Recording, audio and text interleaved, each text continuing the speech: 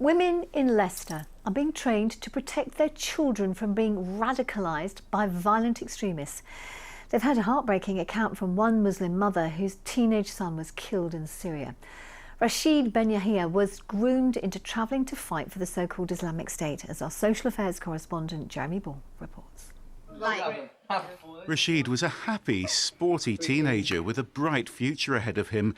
So how was he persuaded to put his life on the line for a brutal terrorist group? They will demonise the family. A question his mum came to answer here in Highfields.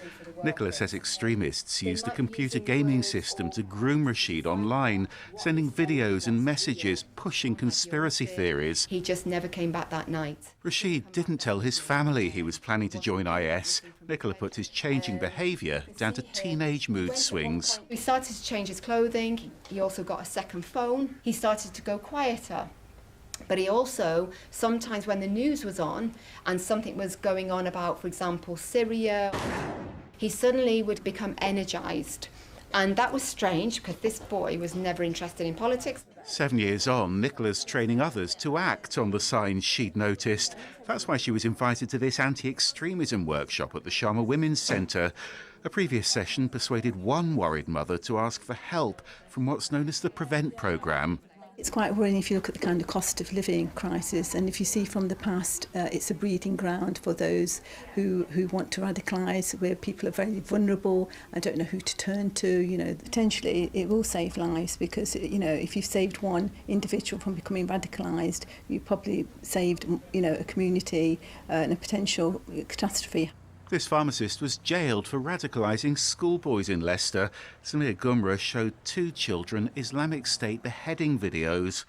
And Hisham Chowdhury recruited IS fighters by producing online propaganda videos at his home in Great Glen.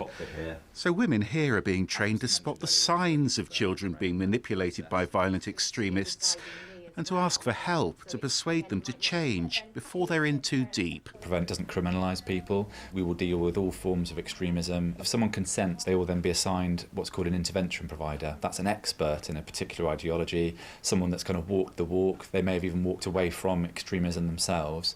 And what happens is that person acts as a mentor for that individual, and that's where the process of de-radicalisation can then take place. But Rashid Ben Yahia never got a second chance.